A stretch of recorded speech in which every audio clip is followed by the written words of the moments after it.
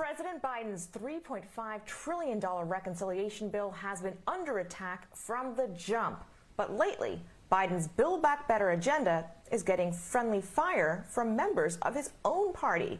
Case in point, Congresswoman Alma Adams of North Carolina has made it abundantly clear she plans to vote against Biden's $3.5 trillion plan because her colleagues in Congress will not fully fund historically black colleges and universities. Here's how it went down. President Biden proposed $55 billion in funding for HBCUs during the big reveal of the American Jobs Plan.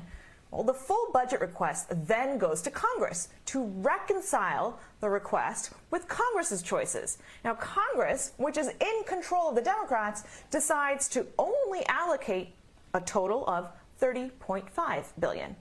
Well, when Congressman Sam Adams and Senator Raphael Warnock saw that nearly $30 billion for HBCUs had just disappeared, they wrote to their colleagues on the education committees asking for a compromise number, essentially saying, okay, fine, just give back $15 billion of what you promised and we're good. Well, no deal. YouTube, we really got work to do.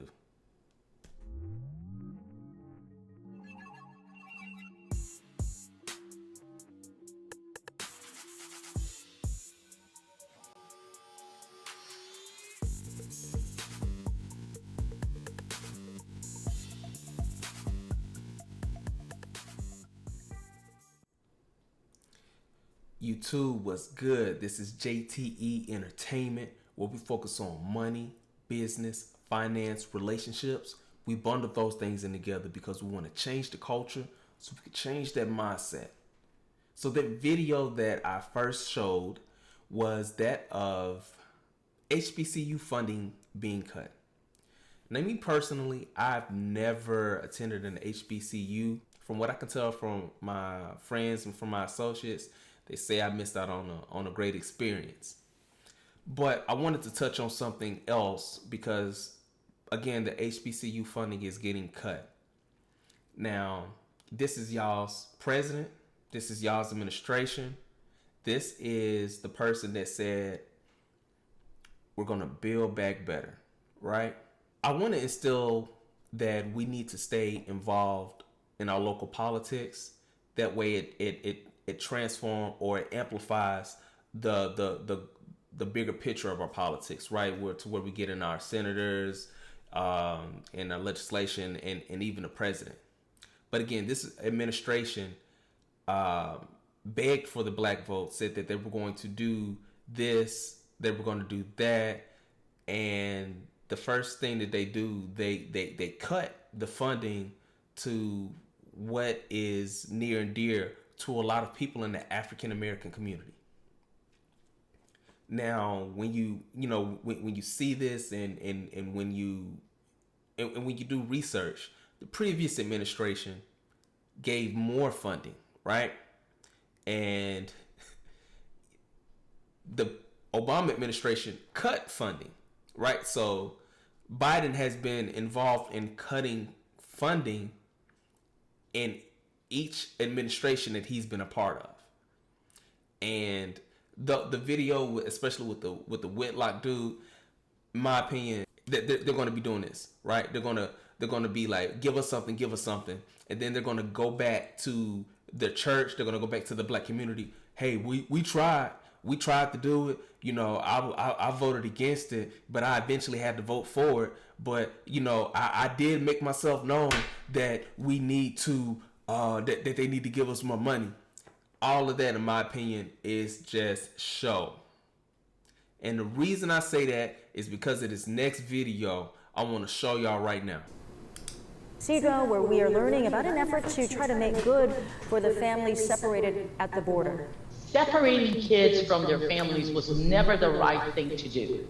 Now the Biden administration considering a way to make things right, they say, for families who were separated at the border. ABC 10 News reporter Marie Cornell joining us live from the San Ysidro Port of Entry. Marie, there have been talks about compensating these families. And good morning, Virginia. There are reports these families could get up to $450,000, though an official announcement has not yet been made. I was talking to her on the phone and everything, but still not making sure, like seeing her in person, being able to give her a hug.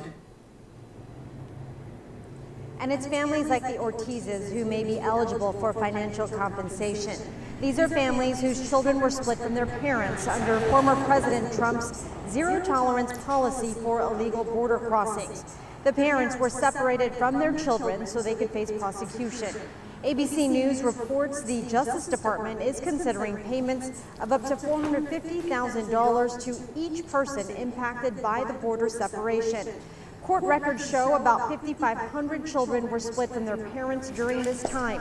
The Associated Press reports discussions on the amount of money are still ongoing, and an agreement is not guaranteed.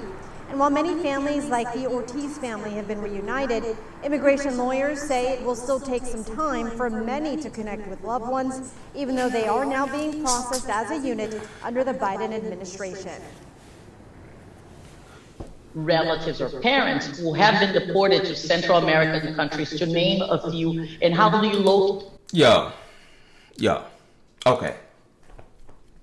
So they said they want to make things right for families that have been separated by legislative that was passed in the U.S. government. They want to make things right with those families that cross the border illegally. I don't care what side that you're on politically on this. At the end of the day, these families broke the law and risked their lives and their kids' lives to come to the United States. So if we flip that, where families were sold, kidnapped, and brought to the United States,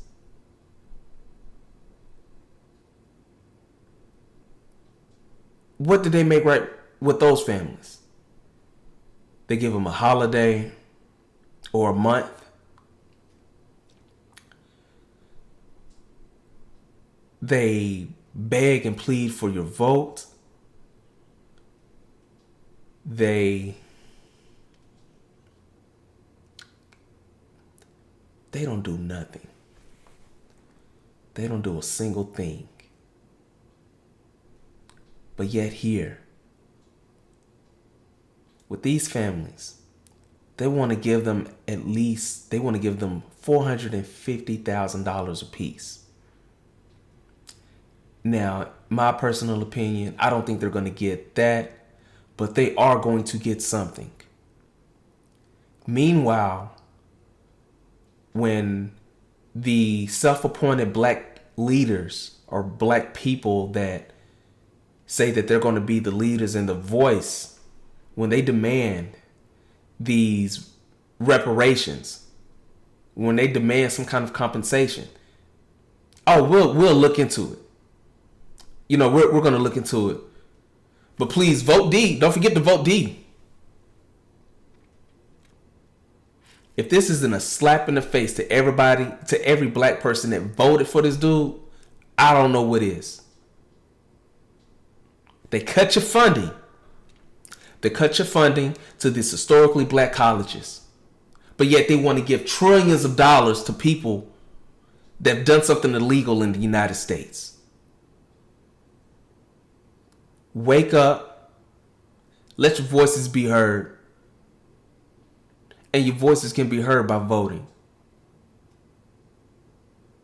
Vote these clowns out. Get involved in your local politics. If you don't see anybody else that's doing anything, maybe it's you. Maybe you need to get up there. Maybe you need to make your voices known. Maybe you need to run. This is what they have been doing ever since I've been able to vote. Ever since I started voting in 2004. They told me to vote D. They went to my local church. during election time. They tell you all these good promises. The other side gonna put y'all back in chains. The other side, they gonna make stuff harder for you. Not us. We're gonna increase these SNAP benefits because we know y'all don't want to work. We're gonna expand Section 8 because we know y'all don't want to work. Y'all can't afford no house. We're gonna give y'all this government cheese. We're gonna give y'all the Section 8. We're gonna do all this, right?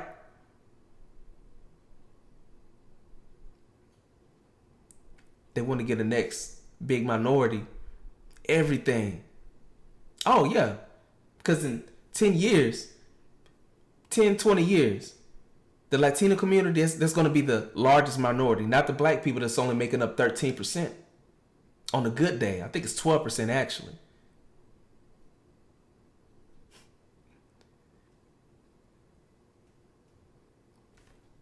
Look. Man, I can't stress enough. These are clowns. Y'all need to be calling y'all local. I don't even think a lot of people know that this is going on. Yeah, they may not get that 450,000, but I guarantee you they're gonna get at least half of it if this passes. I will be calling my local senator. I will be making posts just to let people know that this kind of stuff is going on. And yet they still demand your vote. They treat your vote like crap. Like you should be given to them. And if you don't want to, you're not black. This is JT Entertainment. I'm out.